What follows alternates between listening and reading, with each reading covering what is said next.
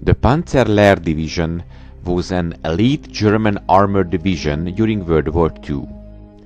Panzer Lehr began forming in late December of 1943, and it was formed from several training and demonstration units stationed in Germany to provide additional armor strength for the anticipated Allied invasion of Western Europe.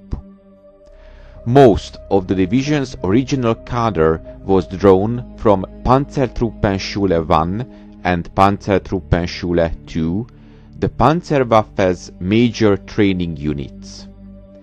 These units were some of the most experienced and highly trained troops in the Panzerwaffe, with almost all having seen combat in the East, North Africa or Italy, and many having received decorations for bravery. As a result of this, Panzer Lehr was considered an elite unit from the time of its formation. It was also unique because it was the only German tank division to be fully equipped with tanks and half-tracks to transport its mechanized infantry. In April of 1944, the division was officially designated as the 130th Panzer Division. However, it is usually referred to as the Panzer Lehr Division.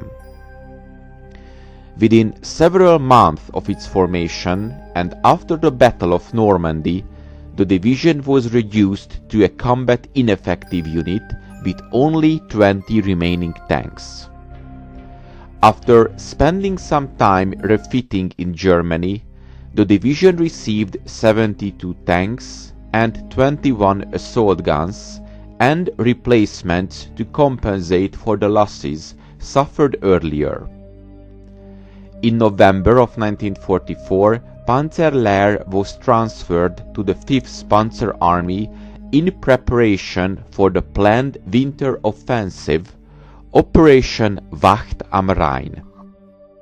The division was led by General Fritz Bayerlin, who previously served as the Chief of Staff of the Afrika Corps. For the offensive, Panzer Lehr division was divided into 3 Kampfgruppen or battle groups. These were Kampfgruppe von Valois. Basically, this Kampfgruppe led the advance of the entire division. It contained the Armored Reconnaissance Battalion of the division with tank hunters, 1 artillery battery, and 1 company of pioneers. Kampfgruppe 901, which contained the Panzergrenadier Lehr Regiment 901st, 1 tank company, and 18 Sturmgeschütz assault guns, and finally Kampfgruppe 902, which contained Panzergrenadier Lehr Regiment 902nd, 2 tank companies with Panther tanks, and 1 Panzer Artillery Battalion. And finally, there was also a divisional reserve, which contained 1 battalion with Panzer 4/70 tank hunters. Operation Wacht am Rhein opened on the 16th of December 1944, and Panzer Lehr moved out from the starting position in the center of the German line.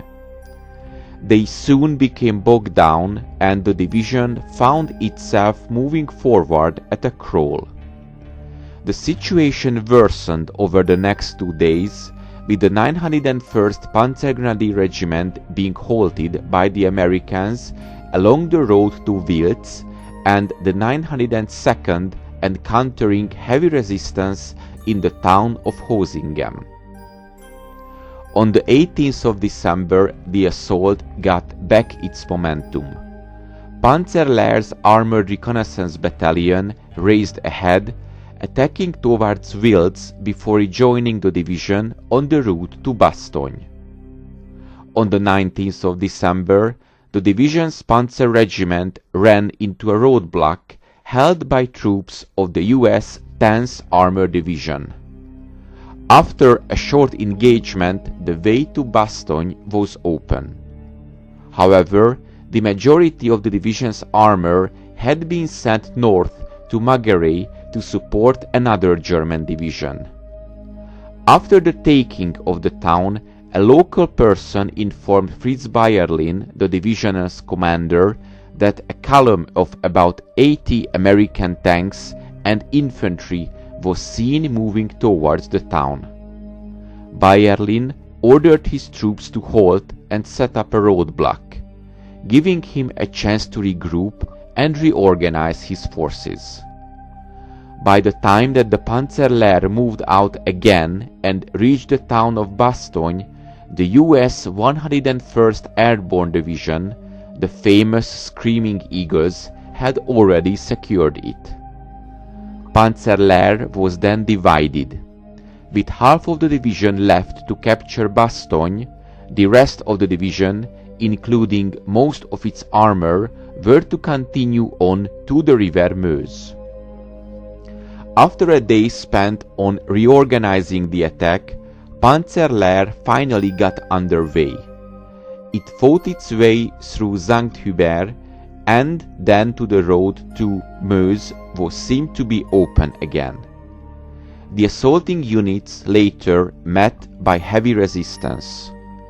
On the 23rd of December, the division fought all day to secure the town of Rochefort, suffering heavy casualties.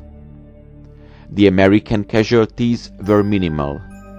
25 men were killed and 15 men were wounded after holding off an elite panzer division for an entire day. Later, Panzer Lehr succeeded in retaking Humaine, but was unable to go any further. It was ordered to fall back. Only 600 German soldiers managed to escape on foot, abandoning almost all the division's armor to the advancing Allies. The Meuse would not be reached, Wacht am Rhein had failed, and Panzer Lehr division, which was built up for this offensive, had been virtually annihilated.